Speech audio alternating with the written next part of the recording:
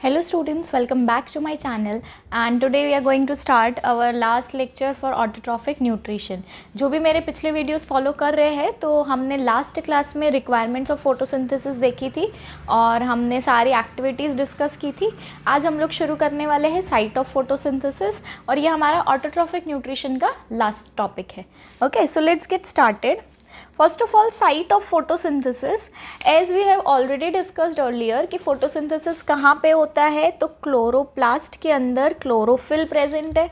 ठीक है, specialised sales है जिसे हम बोलते हैं मीज़ोफिल सेल्स। क्या बोलते हैं हम उन सेल्स को?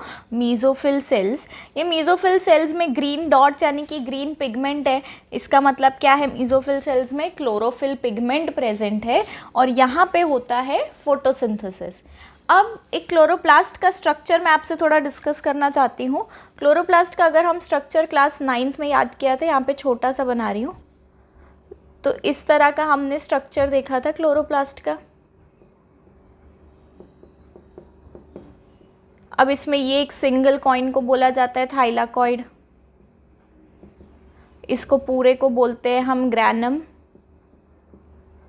और इन सबको साथ में हम बोलते हैं ग्रेना। ओके, तो वही थाइलाकॉइड जो है वहाँ पे क्लोरोफिल प्रेजेंट है और वहाँ पे फोटोसिंथेसिस होता है। There is a term called photophosphorylation. ठीक है, अब कहीं पे भी फोटो है, फोटो का मतलब क्या हुआ? In presence of light. Phosphorylation, phosphorylation का मतलब है conversion of ADP to ATP. ADP क्या है? एडिनोसाइन डाइफॉस्फेट से क्या बन रहा है? ATP, adenosine triphosphate. 2 फॉस्फेट से 3 फॉस्फेट बन रहे हैं, इसका मतलब यहाँ पे फॉस्फेट मॉलिक्यूल ऐड हो रहा है। ठीक है, तो फॉस्फेट मॉलिक्यूल ऐड कहाँ से होगा? इनऑर्गेनिक फॉस्फेट ऐड हो जाएगा यहाँ पे और ये जो पूरी रिएक्शन है वो होती है इन प्रेजेंस ऑफ लाइट, इसलिए इसे बोला जाता है फोटोफॉस्फोराइलेशन। ठीक है, अब ये जो साइट ऑफ फोटोसिंथेसिस है इसको हम डायग्रामेटिकली अगर देखें तो ये हो गया आपका लीफ। ठीक है, लीफ के अंदर ये वेन्स है, ये वाला पार्ट पूरा लेमिना है और ये मिडरिब है। अब हमने इसी को जूम किया है। हमेशा याद रखना स्टोमेटा कहाँ पे होते हैं? लीफ के लोअर सरफेस पे होते हैं। ये क्वेश्चन आपको आ सकता है कि स्टोमेटा कहाँ पे प्रेजेंट है, तो stomata present on the lower surface of leaf. मान लीजिए लीफ का अपर सरफेस है तो स्टोमेटा हमेशा लोअर सरफेस पे होंगे। उसका रीज़न ये है कि एक्सेसिव ट्रांसपीरेशन ना हो, एक्सेसिव वाटर लॉस ना हो, इसलिए वो यहाँ पे लोअर सरफेस पे होते हैं, अपर सरफेस पे नहीं होते। ठीक है, तो ये हमने इसको मैग्नीफाई किया है। अब मैंने यहाँ पे दिखाया, ये ऊपर सबसे पहले वैक्सीक्यूटिकल है, फिर आएगा अपर एपिडर्मिस, उसके बाद ये सेल्स देखिए क्लोरोप्लास्ट है, इसके अंदर गार्ड सेल्स है और यहाँ पे एयर स्पेस भी प्रेजेंट है। गार्ड सेल्स किसको कवर करते हैं? स्टोमेटा को कवर करते हैं। ओके, तो इसका मतलब क्या हुआ कि आप जब भी लीफ का एक माइक्रोस्कोपिक सेक्शन देखोगे तो आपको इस तरह से दिखेगा। अब ये बहुत ज़्यादा इंपॉर्टेंट है, ये डायग्राम आपको करना है, ये एग्ज़ाम में पूछ सकते हैं, cross section of a leaf. ठीक है, now we will start with mechanism of photosynthesis. Photosynthesis के स्टेप्स क्या है, मैकेनिज्म क्या है। Okay, so let's get started. Okay, so we will see mechanism of photosynthesis.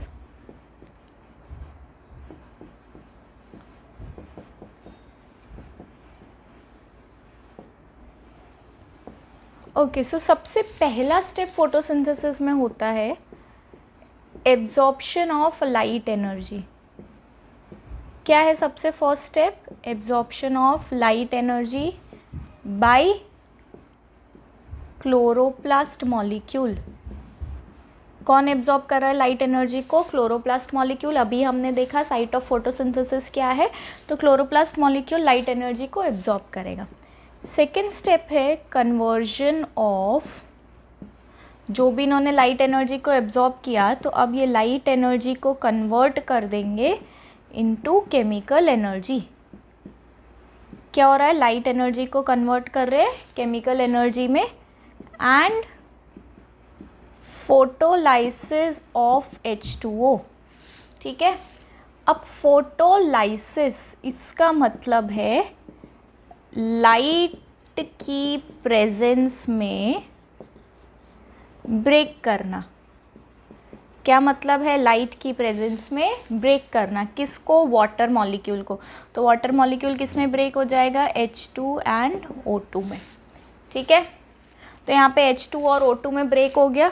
जो O2 है वो बाहर निकल जाएगा, इवॉल्व आउट, और यहाँ पे H2 के जो इलेक्ट्रॉन्स है वो अब यूज़ होंगे। ठीक है, तो सेकेंड स्टेप में हमने क्या देखा? Conversion of light energy into chemical energy and photolysis of water. Photolysis of water में से H2O को स्प्लिट होने की वजह से O2 इवॉल्व हो जाता है बाहर, और जो H2 है वो उसके इलेक्ट्रॉन्स फर्दर यूज़ होते हैं। थर्ड स्टेप है reduction of CO2 into carbohydrates. Carbohydrates का मतलब क्या है? शुगर। कौन सी शुगर यहाँ पे बनती है? Glucose, using H+ electrons. ठीक है, अब थर्ड फाइनल स्टेप में क्या हुआ कि CO2 को लिया, CO2 वॉज टेकन इनसाइड, उसको रिड्यूस किया कार्बोहाइड्रेट्स में, यानी उसकी शुगर बनाई, क्या यूज़ करके? H+ इलेक्ट्रॉन्स को यूज़ करके। Okay, so this was the mechanism of photosynthesis. 3 step में हमने इसको डिस्कस किया है। सबसे पहला स्टेप क्या है? सबसे पहले लाइट एनर्जी को एब्जॉर्ब करना। कौन करता है? क्लोरोप्लास्ट। फिर उसी लाइट एनर्जी को कन्वर्ट करना केमिकल एनर्जी में, और वाटर को ब्रेक करना। वाटर को ब्रेक करेंगे, O2 बाहर इवॉल्व हो जाएगा। थर्ड स्टेप में CO2 को लेंगे और CO2 को रिड्यूस करेंगे कार्बोहाइड्रेट्स में, उससे क्या बनेगा? शुगर, ग्लूकोज बनेगा H+ इलेक्ट्रॉन्स को यूज़ करके। तो ये 3 स्टेप में फोटोसिंथेसिस कंप्लीट हो गया। बट अब हम फोटोसिंथेसिस को 2 पार्ट में डिवाइड कर रहे हैं, light reaction and dark reaction. Okay, so now let us see what is light reaction and what is dark reaction.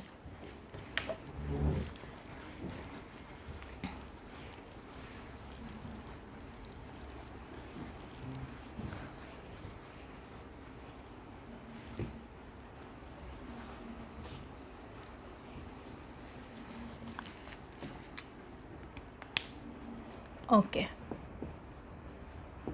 I will write over here light reaction, और यहाँ पे मैं लिख लूँगी डार्क रिएक्शन।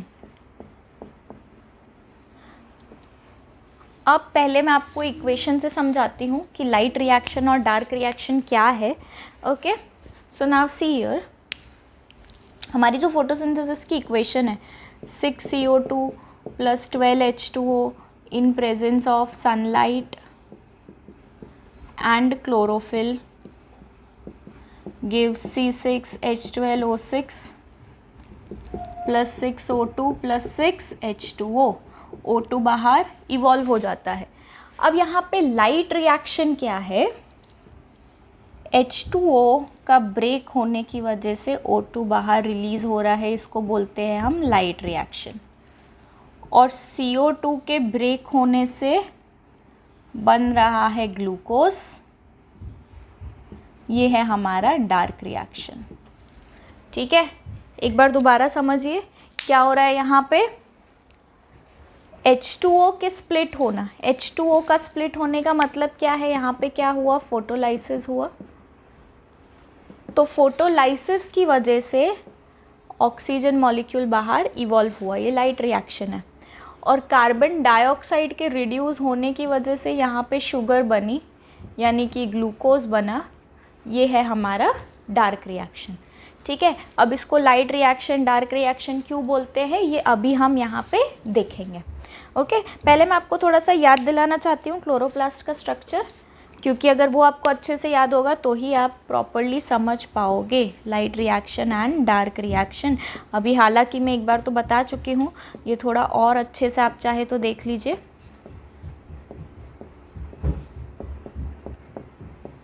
हाँ, तो ये सिंगल कॉइन को क्या बोलते हैं? थाइलाकॉइड। ये जो पूरा है इसको हम बोलते हैं ग्रैनम, और ये बहुत सारे जो होते हैं इसको बोला जाता है ग्रैना। और यहाँ पे जो मैट्रिक्स है, इस मैट्रिक्स को हम बोलते हैं स्ट्रोमा।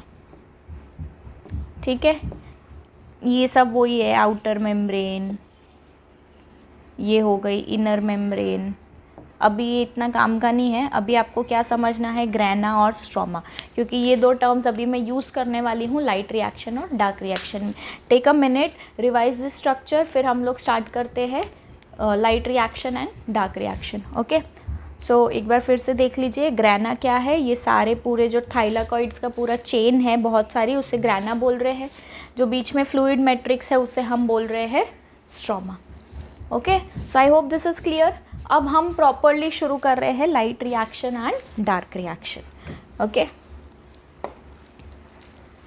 ये इक्वेशन भी आपने लिख ली होगी तो मैं इसे भी मिटा देती हूँ।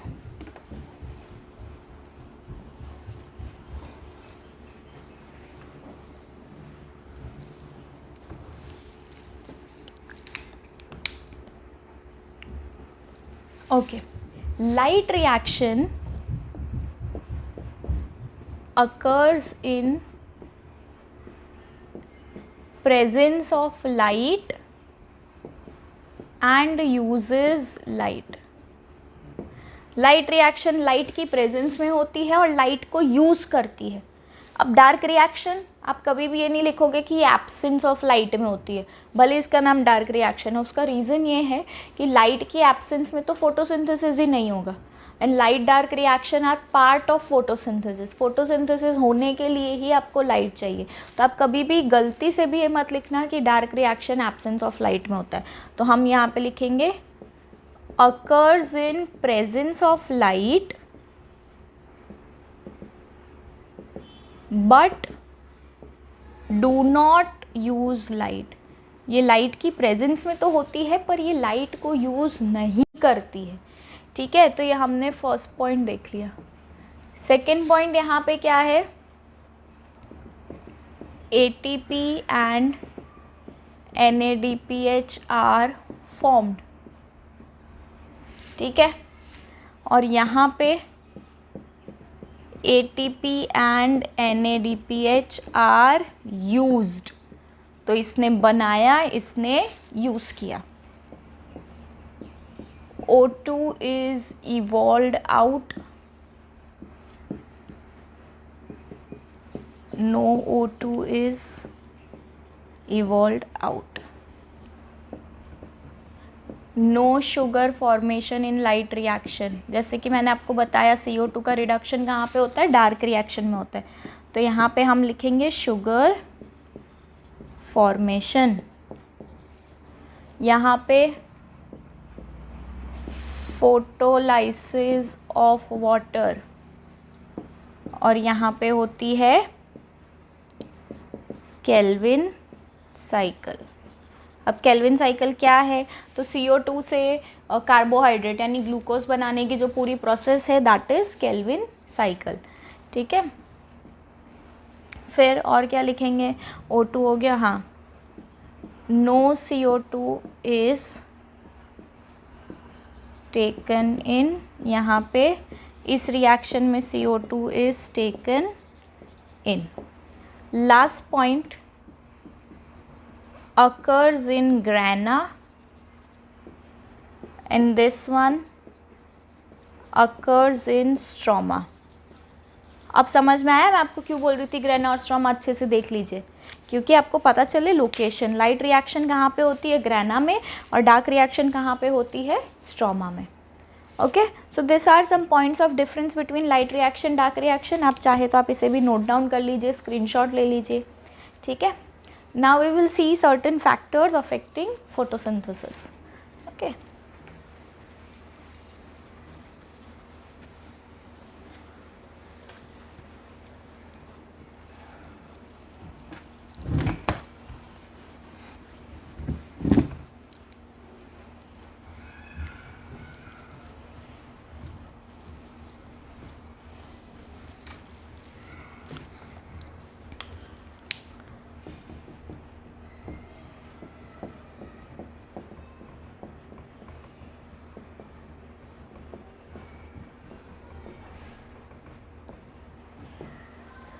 चलिए, फैक्टर्स अफेक्टिंग फोटोसिंथेसिस में सबसे बड़ा फैक्टर है टेम्परेचर।